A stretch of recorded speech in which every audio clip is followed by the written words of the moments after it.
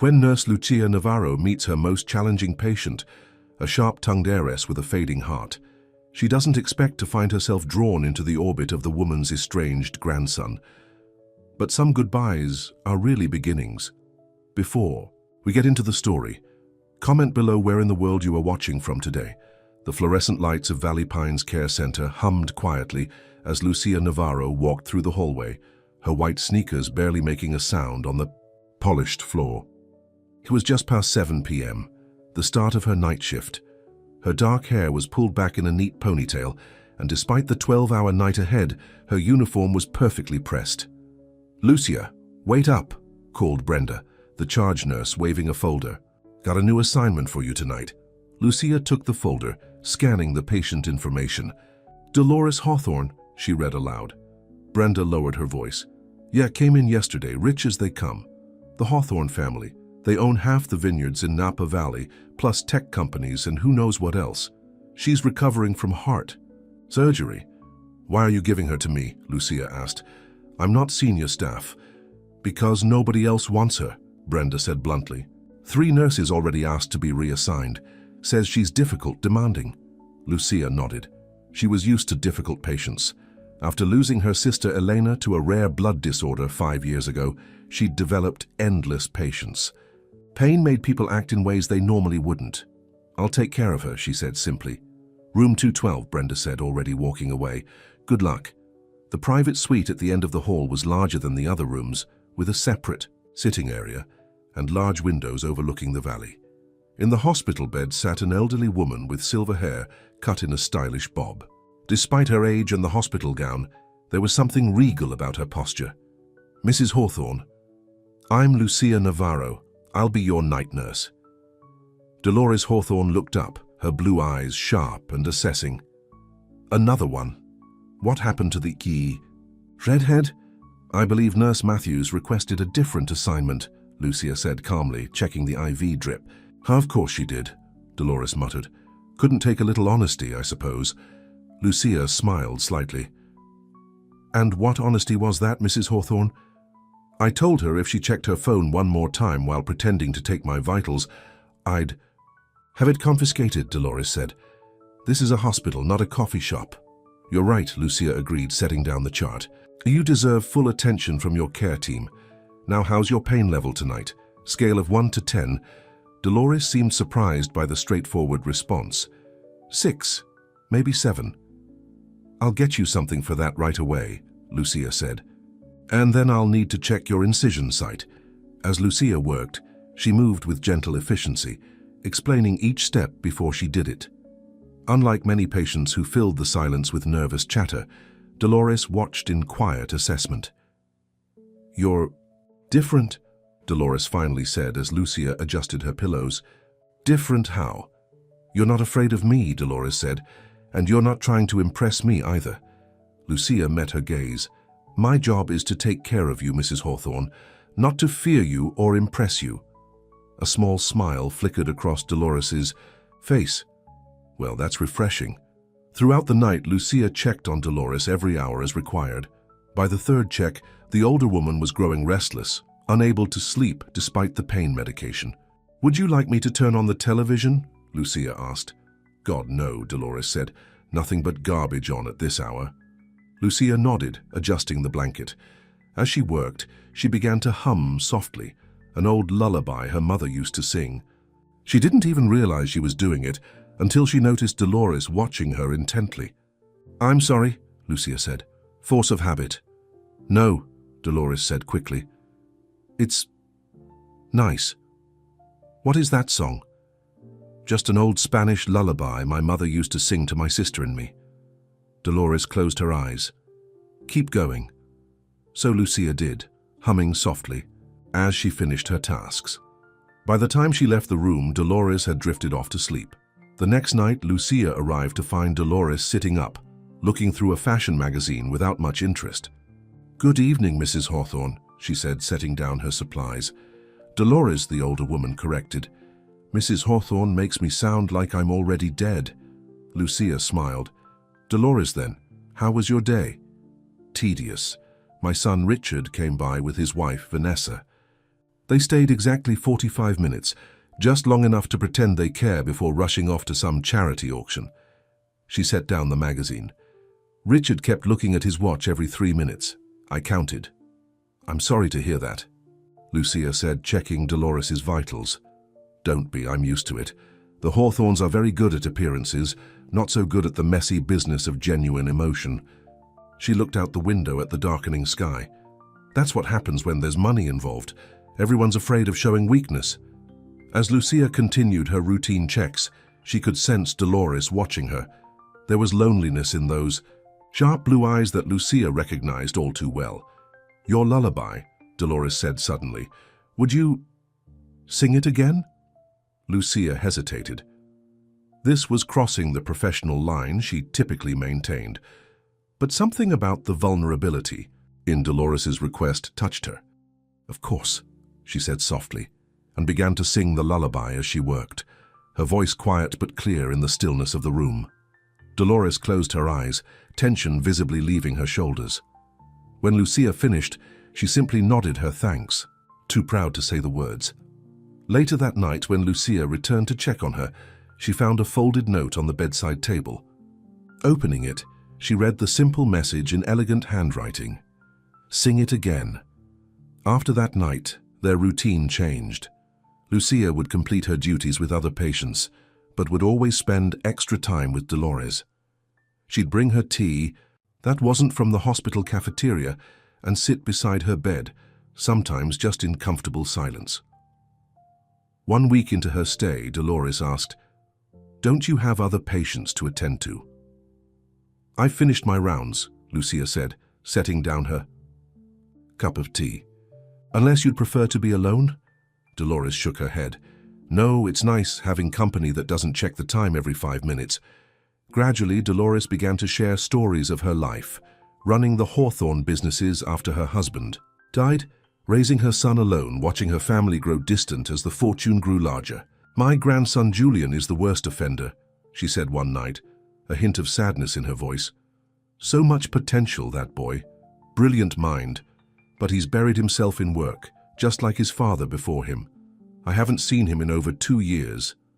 Have you tried calling him?" Lucia asked. Dolores laughed bitterly. "Pride is the Hawthorn family disease, my dear. I'm too proud to beg for his attention, and he's too proud to admit he's been neglectful." She sighed.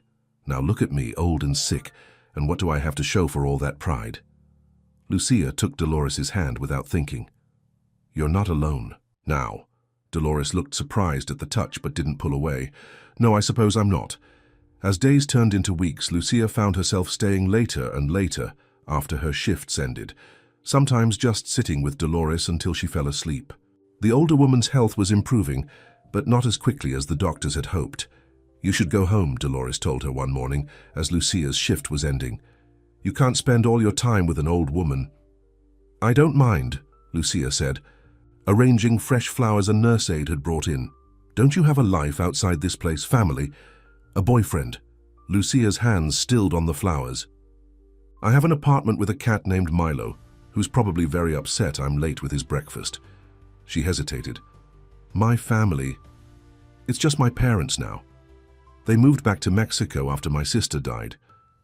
"Your sister," Dolores said softly. "The one you mentioned before?"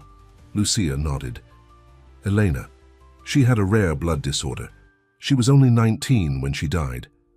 "That's why you became a nurse?" "Yes," Lucia admitted.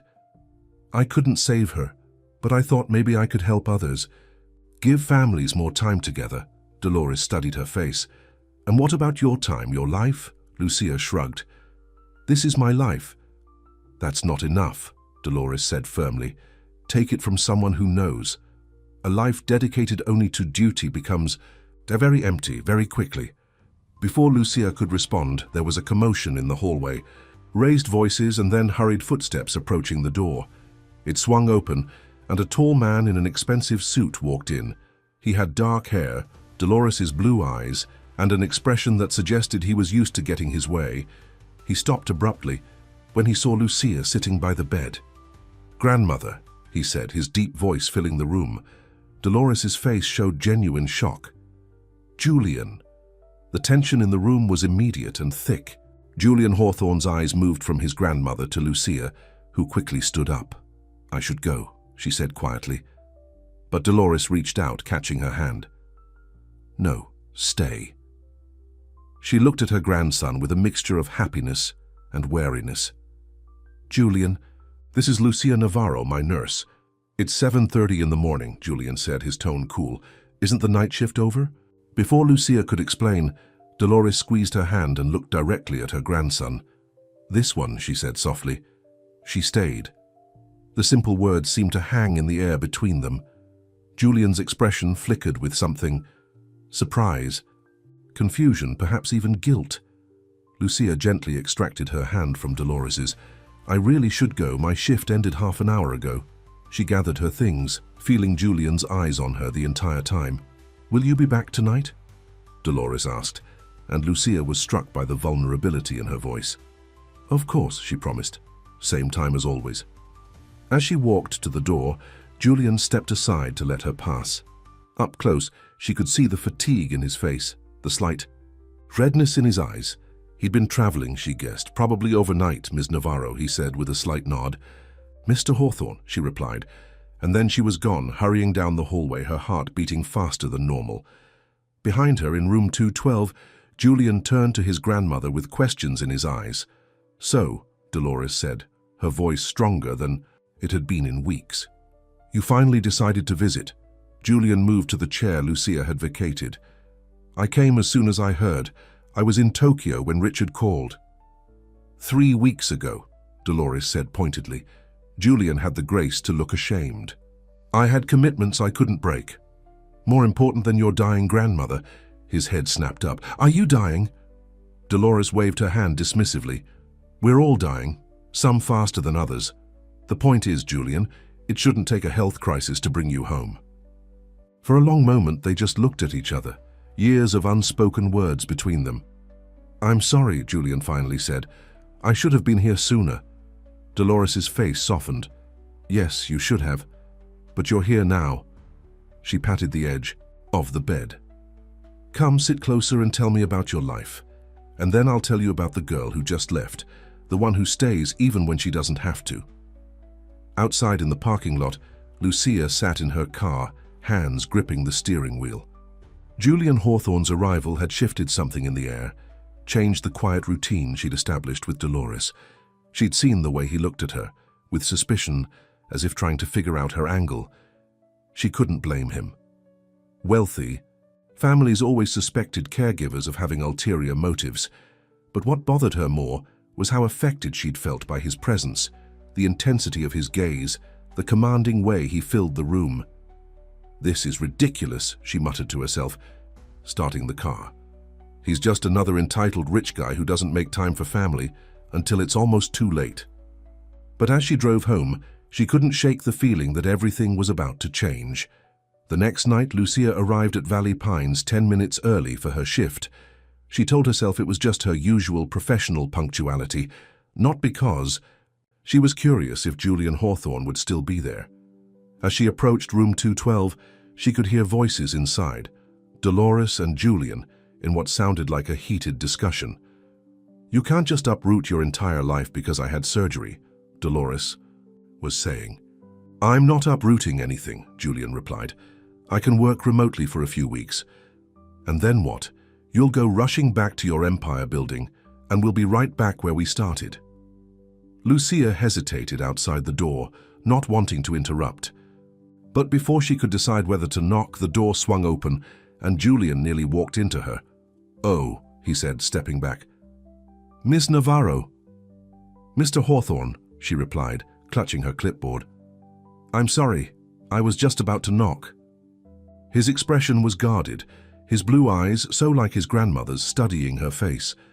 Up close, she noticed the faint lines around his eyes, the slight shadow of stubble on his jaw. He looked less polished than he had that morning, his tie loosened, his sleeves rolled up to reveal strong forearms. "Come in, Lucia," Dolores called from inside. "Stop lurking in doorways." Julian stepped aside to let her pass, and Lucia felt a strange flutter in her stomach as she brushed past him.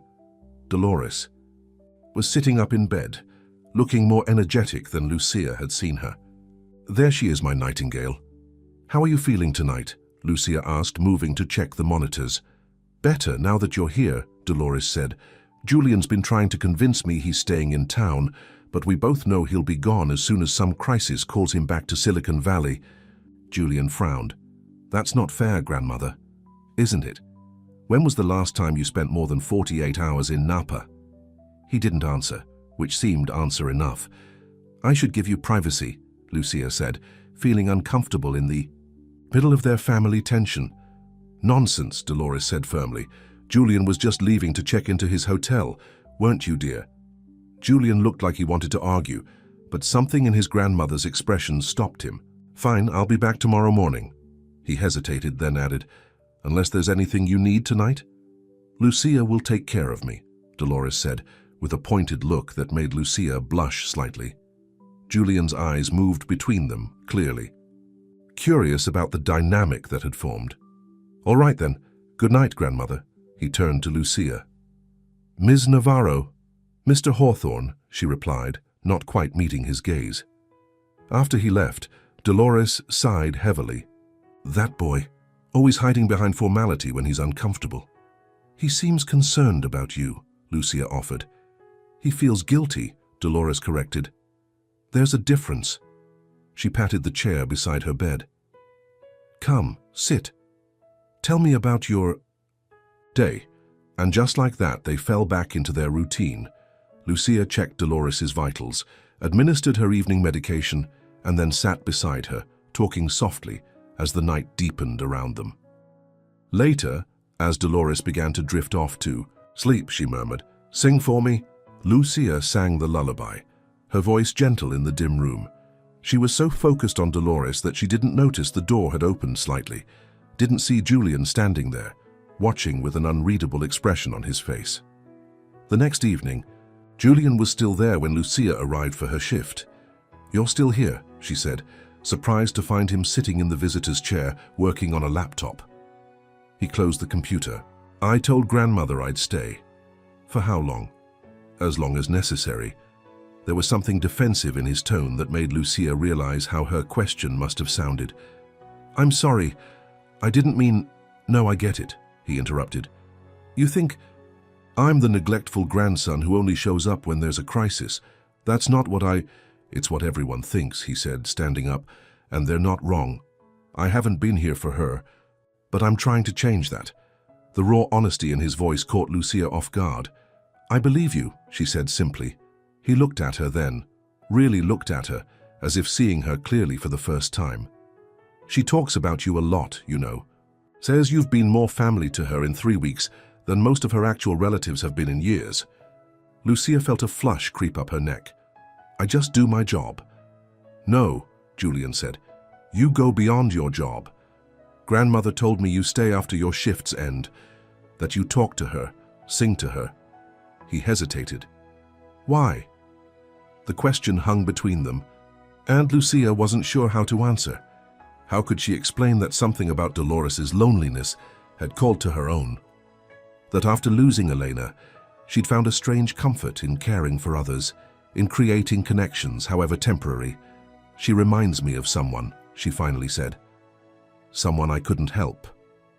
Understanding dawned in Julian's eyes. "Your sister," he said softly. "Grandmother mentioned you lost her." Lucia nodded, throat suddenly tight. 5 years ago." For a moment, they just looked at each other, an unexpected understanding passing between them. Then the door to the bathroom opened, and Dolores emerged, wearing a silk robe over her hospital gown. "Are you two going to stand there all night, or is someone going to help an old woman back to bed?" she asked. Both moved forward at once, then stopped, awkwardly making way for the other. Dolores rolled her eyes. "Heaven help me. It's like watching—" "2 teenagers at a school dance," she muttered. "Julian, go make yourself useful and find me some decent tea. The stuff they serve here tastes like dishwater." Julian hesitated. "At this hour? There's a 24-hour market 3 blocks away. I'm sure a smart boy like you can find it." She shooed him toward the door. "Go on." After he left, Lucia helped Dolores. back into bed. "That wasn't very subtle," she commented. "At my age, subtlety is a luxury I can't afford," Dolores replied. "Besides, he's been hovering all day, watching me like I might break if he looks away. It's exhausting." Lucia adjusted the pillows. "He cares about you." "He feels guilty," Dolores said, echoing their conversation from the night before. "But maybe that's a start." She studied Lucia's face. "He asked about you today." Lucia's hands stilled. "What about me?" "Oh, this and that. Where you're from. How long you've been a nurse. Whether you're single." "He did not ask that." Dolores smiled, mischievously. "No, but I told him anyway. Seemed like information he should have." "Mrs. Hawthorne. Back to Mrs. Hawthorne now, are we? I must have touched a nerve." She patted Lucia's hand. "Don't look so scandalized, dear. I'm old, not blind. I see the way he looks at you." "He doesn't." "Look at me anyway," Lucia protested. "If you say so," Dolores said, clearly not believing her. "Just remember what I told you about life being more than duty. Sometimes happiness comes from unexpected places." Julian returned 20 minutes later with tea, only to find Lucia sitting alone in the room, going through paperwork. "Where's my grandmother?" he asked, setting down the tea. "Getting some tests done," Lucia said. "Routine stuff. She'll be back soon." An awkward silence fell between them. Lucia kept her eyes on the chart, all too aware of Julian's presence as he moved around the room, straightening things that didn't need straightening. "So," he finally said, "you're from Mexico originally?" Lucia looked up, surprised. "Yes, Oaxaca. But I came to the US for nursing school and stayed." "And your parents moved back after your sister passed away?" "Yes. They couldn't." She hesitated. "Too many memories here." Julian nodded, understanding in his eyes. "But you stayed." "I stayed," she agreed. Another silence, but less awkward this time. "Grandmother says you sing to her," Julian said suddenly. "She said it helps her sleep." Lucia felt her cheeks warm. "It's just an old lullaby." "Would you?" He cleared his throat. "Would you teach it to me, so I could sing it for her when you're not here?" The request was so unexpected, so vulnerable, that Lucia just stared at him for a moment. This was not the cold, distant businessman she'd imagined. "Of course," she said softly. For the next few minutes, she taught him the simple melody, correcting his pronunciation of the Spanish words. Despite his initial awkwardness, he had a good ear and a surprisingly pleasant voice. "Like this?" he asked, repeating the chorus. "Almost," she said, singing it again slowly. "The emphasis is on the second syllable there." He tried again, getting it right this time, and she smiled in approval. Their eyes met, and something shifted in the air between them, a connection forming, tenuous but real. The moment was broken by Dolores being wheeled back into the room by an orderly. "Well, isn't this cozy?" she commented, her sharp eyes missing nothing. "What have you two been up to?" "Lucia was just teaching me that lullaby you like," Julian said, helping his grandmother back into bed. "Was she now?" Dolores looked between them with undisguised interest. "How thoughtful of both of you." Over the next few days, a new routine developed. Julian would stay with Dolores during the day, and when Lucia arrived for her night shift, they would overlap for an hour or so, before he left for his hotel. Those overlap times gradually lengthened, with Julian finding reasons to stay later and later. One night, a week after his arrival, Dolores fell asleep early, leaving Lucia and Julian sitting together in the small visiting area of the room.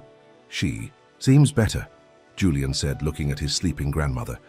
"Stronger." "She is," Lucia agreed. "But her heart is still weak. The doctors are being cautious." Julian rubbed his face tiredly.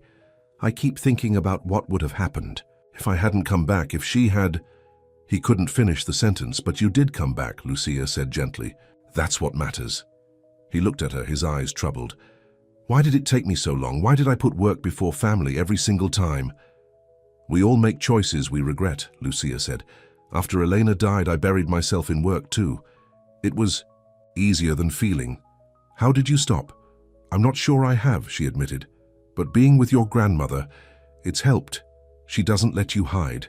Julian laughed softly. "No, she certainly doesn't." They fell silent, both watching Dolores. "Sleep peacefully. You should get some rest too," Lucia finally said. "You look exhausted." "I'm fine," he insisted, but the dark circles under his eyes told a different story. "Go to your hotel, Julian," she said firmly. "I'll call you if anything changes." He hesitated, then nodded. "All right, but you'll call? Immediately? Promise?" She walked him to the door and he paused there, looking down at her with an expression she couldn't quite read. "Thank you," he said quietly, "for being here for her when I wasn't." Before she could respond, he leaned down and kissed her cheek, his lips warm against her skin. Then he was gone, leaving Lucia standing in the doorway, her hand touching the spot where his lips had been. The next morning, after her shift ended, Lucia found herself sitting in the staff lounge, unable to go home.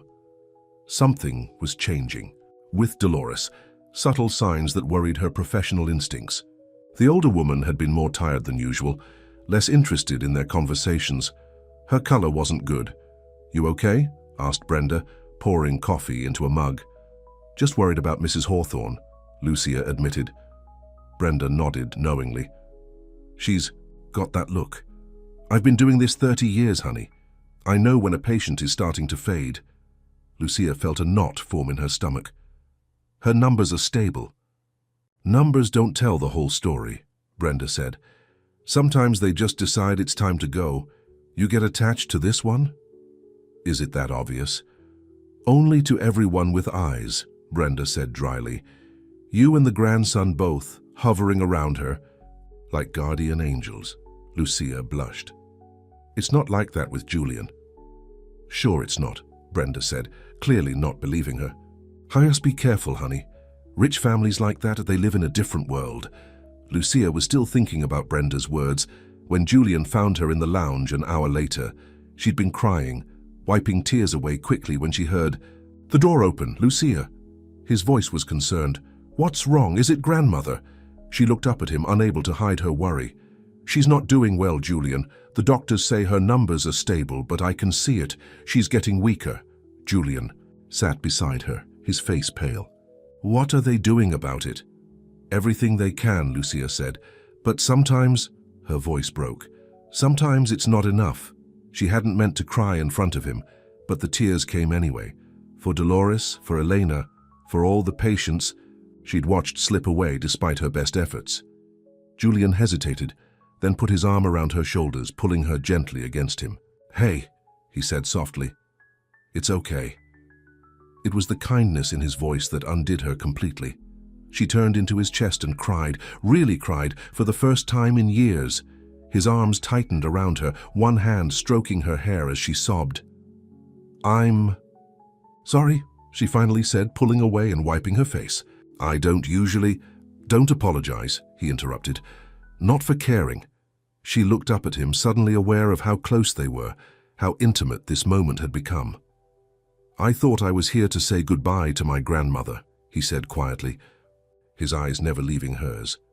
"But now I think I was meant to meet you."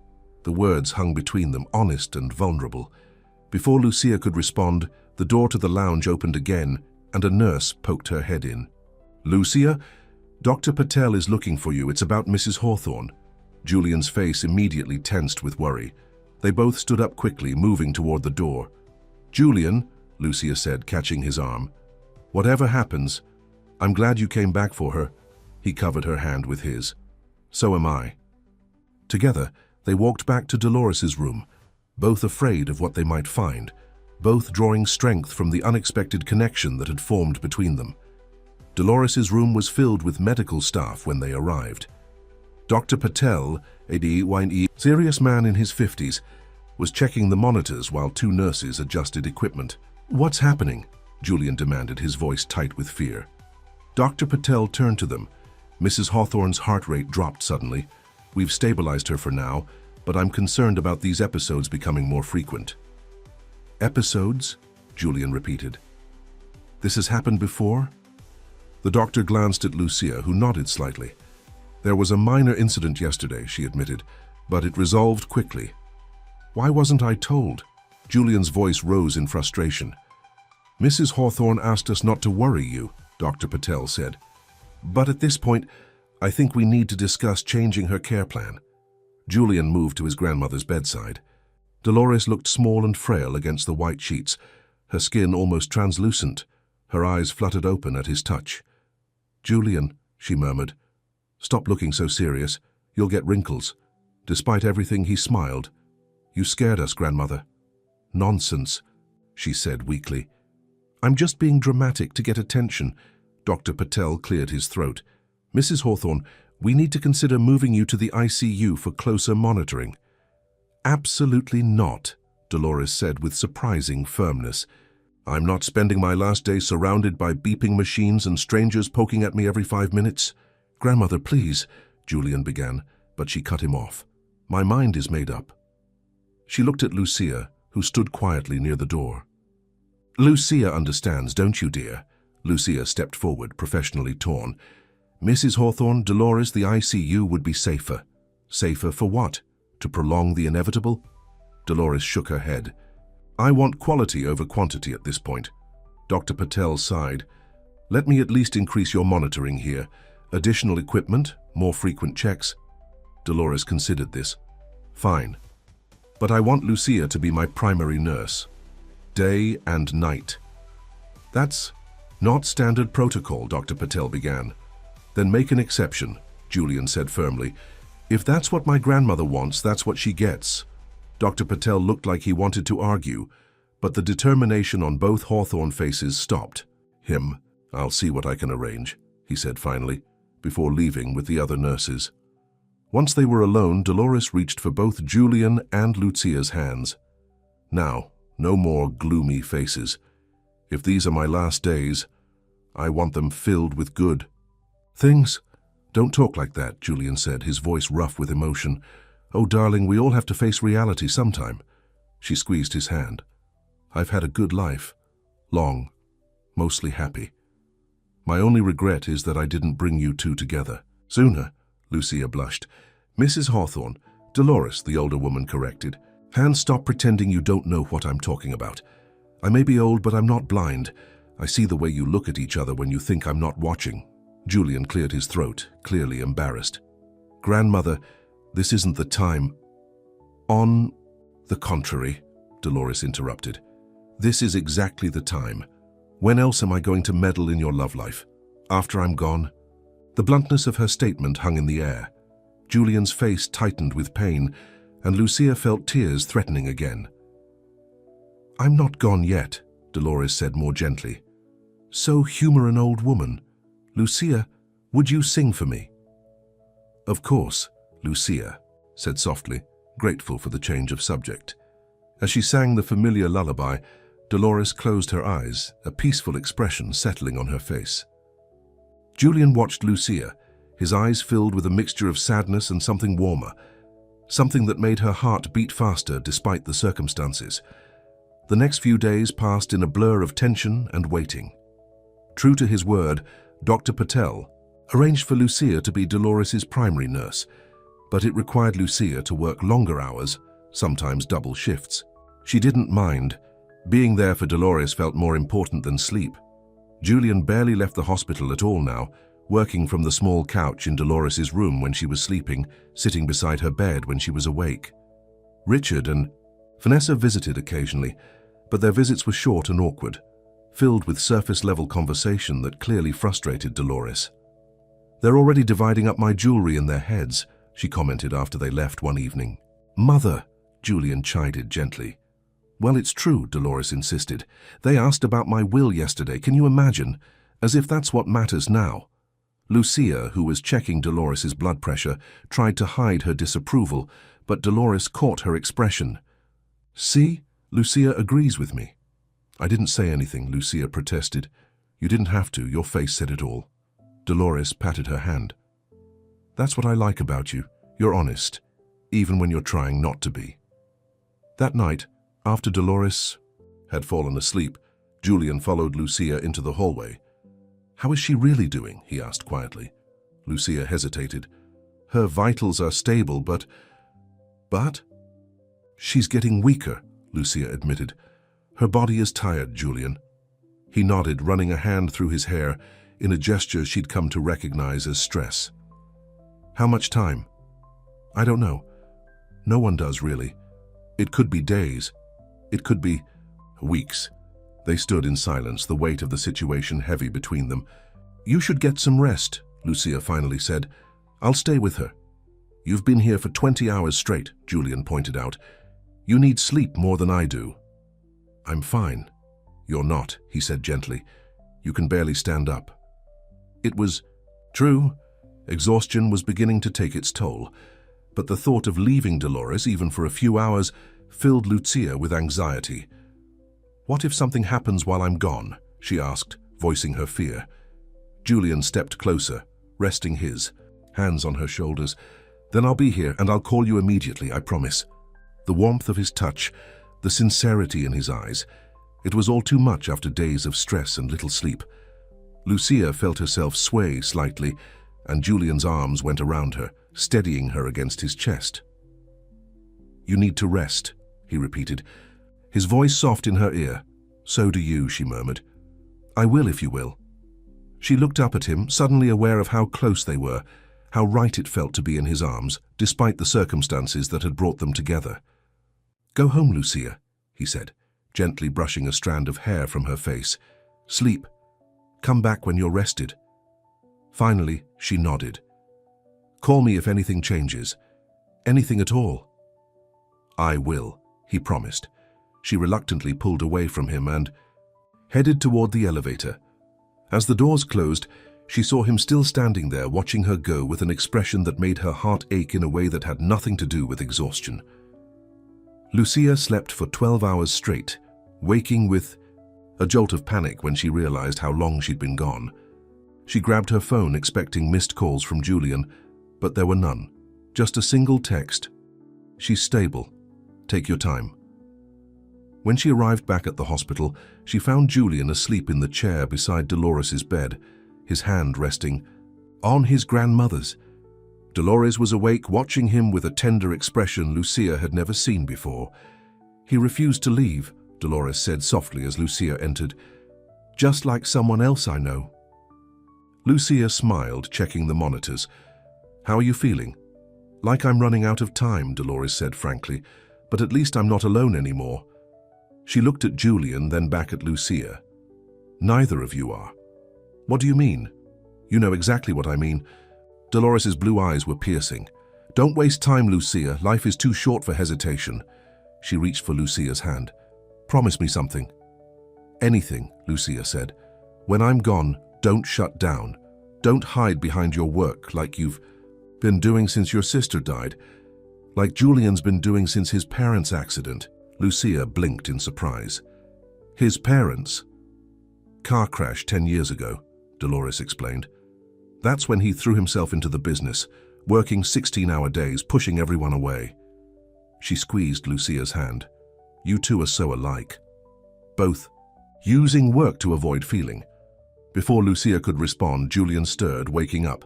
He straightened in his chair, looking momentarily disoriented before his eyes focused on Lucia. "You're back," he said, relief evident in his voice.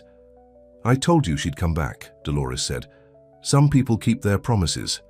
The gentle rebuke wasn't lost on Julian, who had the grace to look ashamed. "I deserved that." "Yes, you did," Dolores agreed, "but you're making up for it now." The rest of the day passed quietly. Dolores was more alert than she had been in days, telling stories about Julian's childhood that made him groan with embarrassment, and Lucia laugh until her sides hurt. "She's exaggerating," he insisted after a particularly humiliating tale involving a school play and a forgotten costume.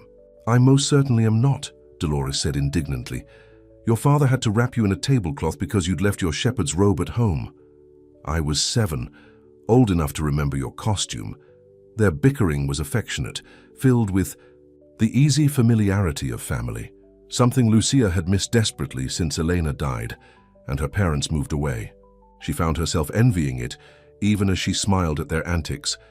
That evening, Dr. Patel came by for his rounds, frowning slightly as he checked Dolores's chart. "How are you feeling, Mrs. Hawthorne?" he asked. "Better," she said. "Having my family here helps. Dr. Patel glanced at Julian, then at Lucia, his expression unreadable. I see.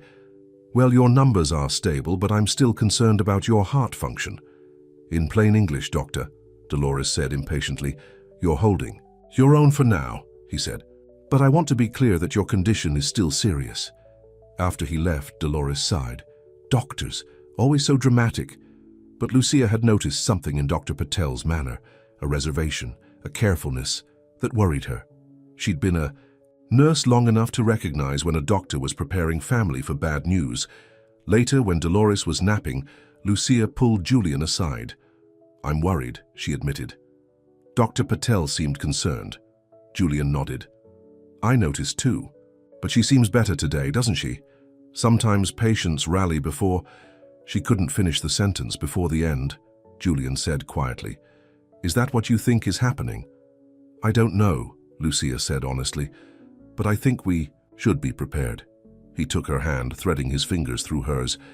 I can't lose her now, not when I just found her again. The pain in his voice made Lucia's chest tighten. Without thinking, she reached up and touched his face, a gentle gesture of comfort that became something more when Julian turned his head and pressed his lips to her palm. I couldn't have gotten through this without you, he said softly. Yes, you could have, she replied. You're stronger than you know. His other hand came up to cup her cheek. So are you. For a moment, they just looked at each other, the connection between them growing stronger with each passing day. Then slowly, Julian leaned down, his intention clear in his eyes. Lucia's heart raced as his face came closer to hers. But before their lips could meet, a monitor began beeping urgently in Dolores's room. They pulled apart, rushing back to find Dolores gasping for breath, her face alarmingly pale. Call a code, Lucia shouted to a passing nurse, already moving to check. Dolores's vitals. Within seconds, the room was filled with medical staff. Julian was pushed to the side as they worked, his face a mask of fear as he watched them try to stabilize his grandmother.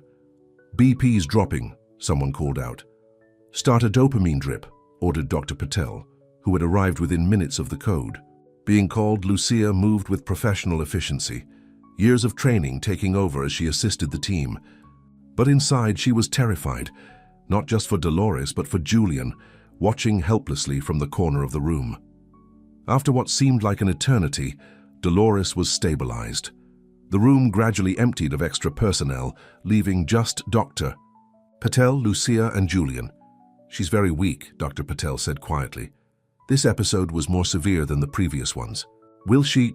Julian couldn't finish the question. I think you should prepare yourself, Dr. Patel said gently, and call any family members who would want to say goodbye. After he left, Julian collapsed into the chair beside the bed, his face buried in his hands.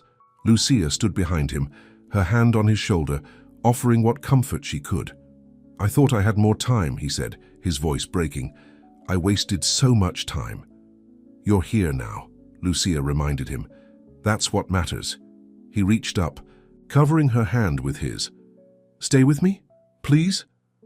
I'm not going anywhere, she promised. They spent the night together in Dolores's room, taking turns sitting beside her bed. Sometimes she would wake briefly, looking at them with cloudy eyes, before drifting off again. During one of these moments of consciousness, she beckoned Julian closer. The journal, she whispered, in my bedside drawer. For both of you. Julian found a small leather-bound book in the drawer of her bedside table. He tried to show it to her, but she had already fallen asleep again. As dawn approached, Dolores's breathing became more labored. Julian called Richard and Vanessa, who arrived looking uncomfortable and out of place in the quiet room. Maybe we should get a specialist, Richard suggested, standing stiffly at the foot of the bed. Someone from San Francisco or Los Angeles. It's too late for that, Julian said quietly. She's dying, Richard. The least we can do is be here with her. Richard looked like he wanted to argue, but something in Julian's face stopped him. Instead, he awkwardly patted his mother's hand before retreating to the corner of the room with Vanessa, both of them clearly counting the minutes until they could leave. Around 6 in the morning, Dolores's eyes opened suddenly.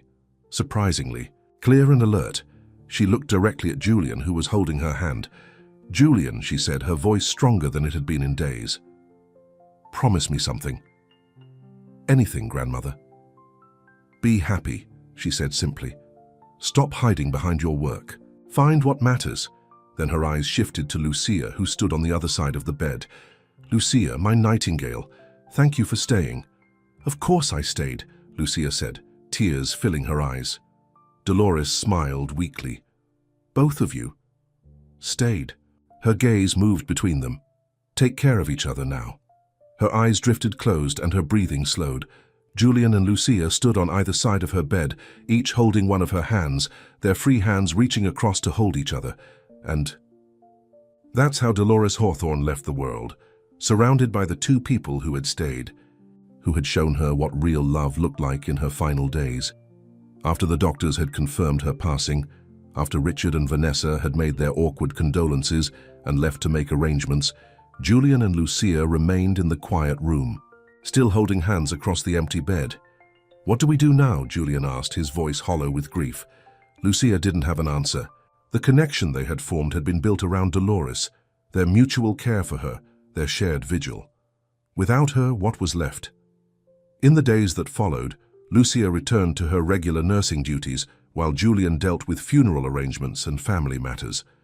They barely saw each other, and when they did, there was an awkwardness between them, as if neither knew how to relate to the other without Dolores as their bridge.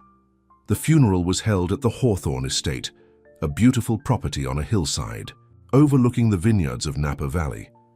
Lucia almost didn't go, feeling out of place among the wealthy mourners in designer black.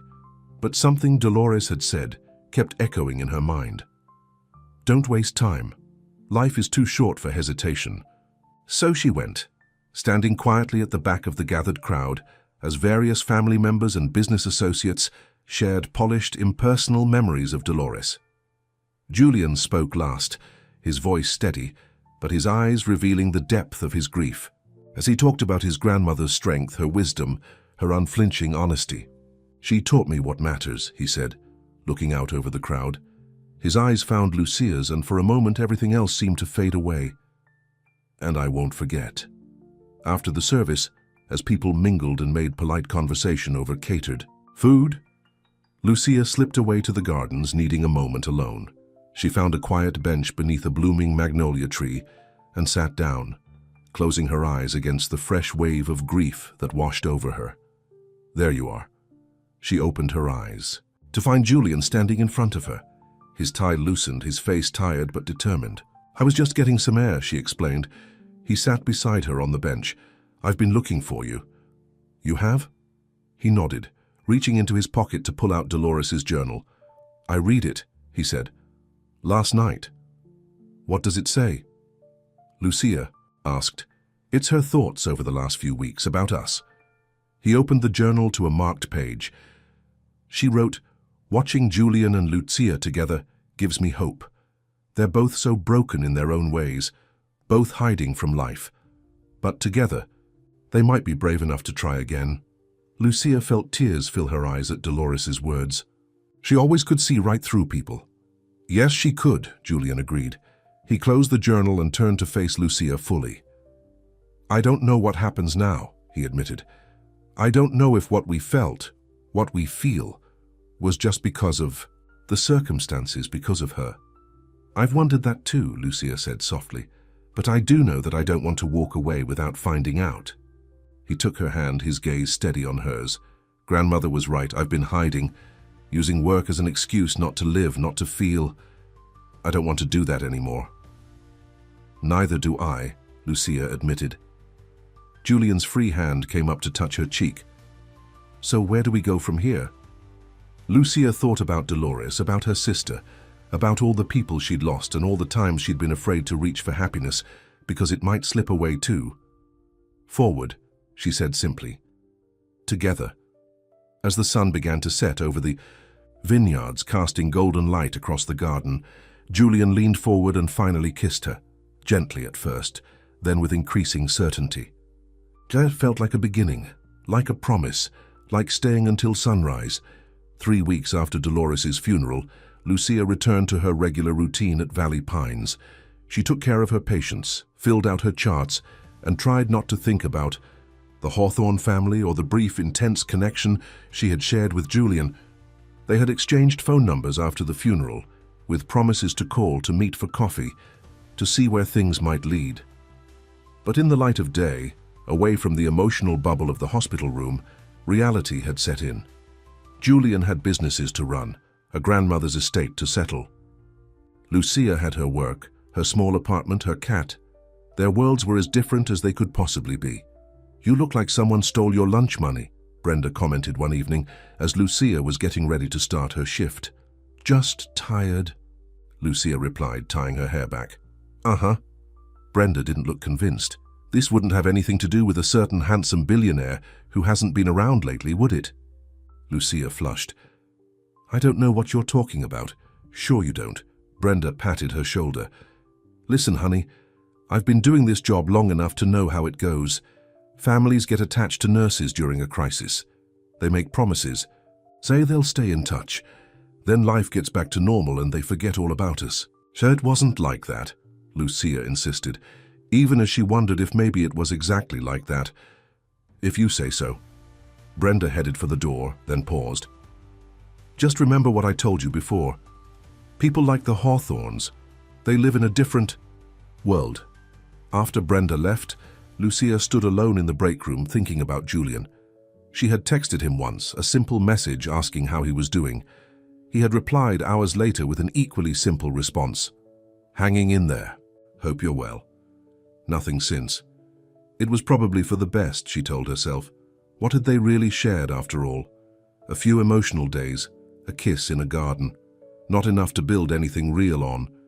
But as she went about her duties that night, checking vitals and administering medications, she couldn't stop her mind from wandering to Julian, the way his eyes crinkled when he smiled, how his voice softened when he spoke about his grandmother, the gentle way he had held her hand during those final hours. When her shift ended the next morning, Lucia was exhausted. She had picked up extra hours to cover for a sick colleague, working a full 16-hour shift. All she wanted was to go home, crawl into bed and forget about everything for a while. She was walking through the parking lot, fishing for her car keys in her bag, when a familiar voice called her name. "Lucia!" She looked up, sure she was hallucinating, from fatigue. But no, there was Julian leaning against a car a few spaces away, not his usual sleek luxury car, but a modest rental. He was dressed casually in jeans and a hoodie, holding 2 coffee cups. "Julian?" She stopped in her tracks, wondering if she had fallen asleep on her feet and was dreaming. "What are you doing here?" He walked toward her, offering one of the coffee cups.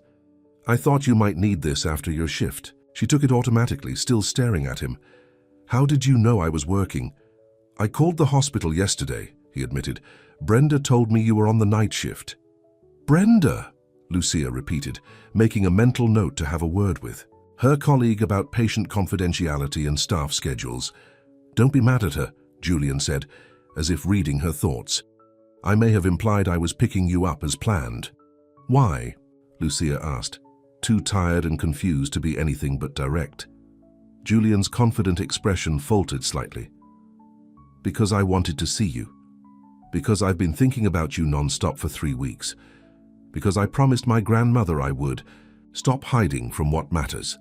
He took a deep breath. "Because I miss you." Lucia didn't know what to say. She had convinced herself that whatever they had shared was over. A brief connection born of grief and proximity, not something that could survive in the real world. "Julian, Before you say anything," he interrupted, "I know it's been awkward. I know I haven't called or texted much. So I've been dealing with the estate, with the businesses, with Richard trying to contest the will." He ran a hand through his hair in that familiar gesture of frustration. "But none of that is an excuse. The truth is, I was scared." "Scared of what?" she asked. "Of this. Of us. Of how much I feel for you after such a short time." His eyes, so like Dolores's, held hers steadily. "Of how much I might lose if I let myself really care again." The honesty in his voice touched something deep in Lucia's heart. She knew that fear all too well, had lived with it since Elena died, keeping people at a safe distance, focusing on work instead of relationships. "I understand," she said softly. "I've been scared too." Julian took a step closer. "I found something. Going through grandmother's things. Something I think she wanted you to have." He reached into the pocket of his hoodie and pulled out a scarf, soft blue silk with a pattern of small white flowers. Lucia recognized it immediately. It was the scarf she had often wrapped around Dolores's shoulders when the older woman complained about the hospital's air conditioning. "She loved this scarf," Julian said, holding it out to her. Said it reminded her of the sky on clear summer days. She wore it all the time before she got sick. Lucia took the scarf with trembling hands, the soft fabric a tangible connection to the woman who had brought them together. "I can't accept this. It should stay in your family. You are family," Julian said simply. "At least that's what grandmother thought. She wrote about it in her journal, how you were more family to her in those few weeks than most of her blood relatives had been in years." Tears filled Lucia's eyes. "I only did my job." "No," Julian said firmly. "You did so much more than that. You saw her not as a wealthy patient, not as the Hawthorne matriarch, but as a person. You listened to her, you stayed." Lucia wiped away a tear that had escaped down her cheek. "I stayed because I wanted to, because being with her, as with both of you, made me feel like I belonged somewhere again." Julian's expression softened. "You do belong, Lucia. With me, if you want to." "It's not that simple," she protested. "We barely know each other. And our lives are so different, then let's get to know each other," he interrupted. "Properly, without a crisis hanging over us." He held up an envelope that had been tucked beneath the scarf. "I have a plane ticket." "A plane ticket?" She repeated, bewildered. "To Mexico," he explained. "To Oaxaca, specifically, where your family is." Lucia stared at him, speechless. "You once told me you haven't been home in years," Julian continued. "That after Elena died, you couldn't face going back without her. I thought maybe, if you weren't alone, it might be easier." The thoughtfulness of the gesture overwhelmed her. No one had understood how much she missed her family, how guilty she felt for staying away, how the thought of returning to the place where she had grown up with Elena was both longed for and dreaded. "Why you want to go to Mexico with me?" she asked, still trying to process what he was offering. "If you'll have me," Julian said. "No pressure, no expectations, just a chance to heal old wounds, to start something new." He smiled slightly. "To watch the sunrise together, maybe." Lucia looked down at the scarf in her hands, then at the coffee he had brought her, then at his face, hopeful and vulnerable and so earnest it made her heart ache. "What about your work?" she asked. "Your responsibilities?" "They'll wait," he said firmly. "I've learned my lesson about putting work before what really matters." He took her free hand in his. "So what do you say? Will you take a chance on us?" Lucia thought about Dolores, about her final words to them. Take care of each other now. She thought about Eleanor, who had always told her to live fully, even when facing death herself. She thought about all the patients she had cared for, all the lives she had watched end, all the chances never taken. "Yes," she said finally, a smile breaking through her tears. "I'll take a chance." Relief and joy spread across Julian's face. He squeezed her hand, then released it to brush a strand of hair from her face. "There's something else," he said, reaching into his pocket again. He pulled out a small, simple bracelet made of woven threads in bright colors. "I found this in a little shop downtown. The woman who made it told me it's called a worry doll bracelet. That, in Mexican folklore, you tell your worries to the dolls and they take them away while you sleep." Lucia smiled, touching the tiny dolls woven into the colorful bracelet. "My abuela used to make these for Elena and me when we were little." Julian fastened it around her wrist. "I thought it might be a good reminder that we don't have to carry our worries alone anymore." The simple gesture, so thoughtful and unexpected, brought fresh tears to Lucia's eyes. But these were different tears, not of grief or loss, but of possibility, of hope. "When do we leave?" she asked. "Whenever you're ready," Julian replied. "I got open tickets, no rush, no pressure." Lucia looked down at her uniform, at the hospital behind her where she had spent so many hours hiding from life under the guise of helping others. "I'll need some time," she said, "to arrange time off to pack to think." "Take all the time you need," Julian said. "I'll be here." And she believed him. For the first time since Elena died, since her parents moved away, since she'd wrapped herself in a protective shell of duty and routine, Lucia allowed herself to believe that someone would stay. They stood there in the hospital parking lot, morning sunlight warming their faces, coffee growing cold in their hands, the promise of a new beginning hanging in the air between them. "I should get home," Lucia said finally. "I've been awake for almost 24 hours. Julian nodded. "Can I drive you? You look exhausted." "What about my car? We can get it later, or tomorrow, or whenever." He smiled. "I'm not going anywhere." The simple declaration warmed Lucia's heart more than she could express. She nodded, too tired and emotional for more words, and followed him to his rental car. As they drove through the quiet morning streets, Julian reached across the console and took her hand, his thumb tracing gentle circles on her skin. It felt natural, right? As if they had been doing this for years instead of days. When they arrived at her apartment building, he walked her to her door, carrying her bag. Outside her apartment, they stood awkwardly for a moment, neither quite sure how to say goodbye. "So," Julian said, "I'll call you later, when you've had some sleep." Lucia nodded. "I'd like that."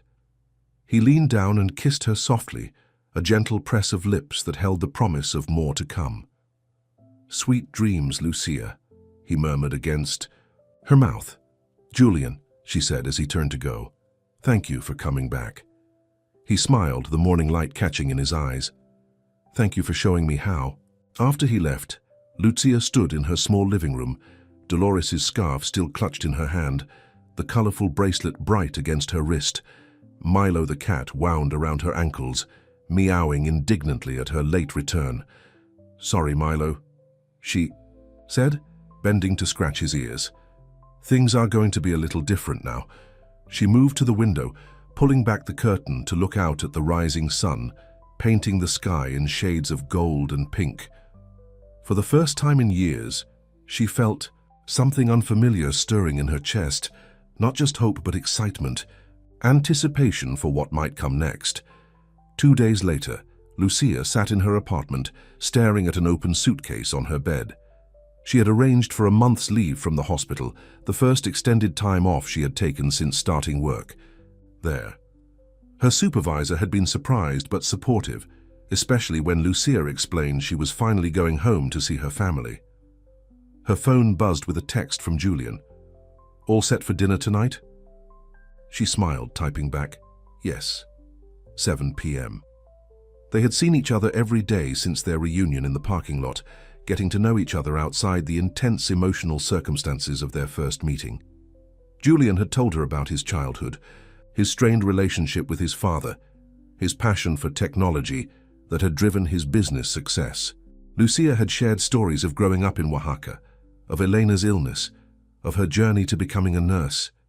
Each conversation, each shared meal, each walk through the Napa Valley vineyards had strengthened the connection between them. It wasn't just grief or proximity, Lucia had realized. It was something deeper, more genuine, a recognition of kindred spirits, two people who had lost so much but were finally ready to open their hearts again. The doorbell rang, pulling Lucia from her thoughts. She wasn't expecting Julian for several more hours, and no one else ever visited her apartment. She opened the door to find a delivery person holding a large box. "Delivery for Lucia Navarro," he announced. Puzzled, she signed for the package and brought it inside. There was no return address, just her name in elegant handwriting she didn't recognize. Inside the box, nestled in tissue paper, she found a beautiful leather-bound journal, similar to Dolores's but new, the pages blank and waiting. A note was tucked into the front cover, written in Julian's now familiar handwriting, "For new memories, for our story." Starting with sunrise, tears pricked at Lucia's eyes. She ran her fingers over the soft leather, thinking of all the blank pages waiting to be filled. Not just in the journal, but in her life. Their life, perhaps. That evening, when Julian arrived to pick her up for dinner, Lucia launched herself into his arms the moment he appeared at her door. "I take it you like the journal," he said, laughing as he held her close. "I love it," she said, leaning back to look at his face. "But how did you know I keep a journal?" "Grandmother mentioned it in her diary. Said you told her once that writing helped you process your grief after your sister died." He touched her cheek gently. "I thought maybe it could help you process joy too." In that moment, looking up at him, Lucia knew with absolute certainty that she was falling in love with Julian Hawthorne, not because of his wealth or his looks or the grand gestures, but because of the way he listened, truly listened, and remembered the things that mattered to her. "I have something for you too," she said, taking his hand and leading him into her apartment. On the coffee table sat a small wrapped package. Julian opened it to find a simple silver compass, old but well polished. "It was my father's," Lucia explained. "He gave it to me when I left for nursing school, said it would help me find my way home when I was ready." She took a deep breath. "I want you to have it, because you helped me find my way back." Julian held the compass carefully, understanding the significance of the gift. "Are you sure?" "I'm sure," she said. "We can bring it with us to Oaxaca. They're together." His eyes, when they met hers, were full of emotion. "I called my office today," he said. "Told them I'm taking 2 months off." "2 months?" Lucia repeated, surprised. "But your work—" "We'll still be there when I get back," he finished. "But this is more important. I want to do this right, Lucia. I want to meet your family, see where you grew up, understand the part of you that's been missing since Elena died." He took her hands in his. "And then, if you want, I want to show you my world too. Not the board meetings and business deals, but the places that matter to me. The beach house in Santa Barbara, where I spent summers with grandmother. The mountains in Colorado, where I go to think. The little coffee shop in San Francisco, where I used to sit for hours as a college student, dreaming of changing the world." The future he was describing sounded like something from a dream, a life full of connection and meaning, of shared experiences and mutual understanding. So different from the lonely existence she had been living, moving between her apartment and the hospital, never allowing herself to want more. "I want that," she said softly. "All of it." Julian's face lit up with a smile that took her breath away. "Yeah?" "Yeah," she confirmed, smiling back. "But there's one condition." "Name it." "When we get back," she said, "I'm not quitting my job." Julian looked confused. "I would never ask you to." "I know. But I wanted to be clear. I love being a nurse. It's not just work for me, it's part of who I am. I've been using it to hide, yes, but that doesn't mean it's not also my calling." "Of course," Julian said, pulling her closer. "I would never want you to give up something that matters to you. We'll figure it out. Together." The simple promise, "together," filled Lucia with a quiet joy. That's all she had ever wanted, really. Not to be alone anymore. 3 days later, they boarded a plane to Mexico. As they took off, Julian held her hand, sensing her nervousness about returning home after so long. "Tell me again about Oaxaca," he said, distracting her as the plane climbed into the clouds. "What's the first thing you want to show me?" Lucia smiled, grateful for his understanding. "The Zocalo, the main square. There's a cafe there where my family used to go every Sunday after church. They make the best hot chocolate in the world. Better than the fancy stuff I had in Paris." "Much better," she assured him. "And after that, I want to take you to the markets, to see all the colors and smells and sounds, and then to the mountains, where my grandmother's village is. The sunrises. There—" She trailed off, remembering. "What about them?" Julian prompted gently. "They're magical," she said. "The whole sky turns gold and pink, and for a moment it feels like anything is possible." Julian squeezed her hand. "I can't wait to see it with you." As the plane leveled off, Lucia leaned her head on Julian's shoulder, thinking about the journey ahead. Not just the physical trip to Mexico, but the emotional journey they were beginning together. There would be challenges, she knew. Their worlds were still very different. There would be adjustments, compromises, moments of doubt, But there would also be sunrise after sunrise, day after day of possibilities, of choices made together, of a life built on the foundation Dolores had helped lay in those quiet hospital nights. "Julian?" she murmured, already half asleep against his shoulder. Thank you for asking me to stay." He pressed a kiss to the top of her head. "Thank you for saying yes." As the plane carried them toward Oaxaca, toward her past and their future, Lucia finally allowed herself to believe in second chances, in the possibility that sometimes the end of one story is just the beginning of another.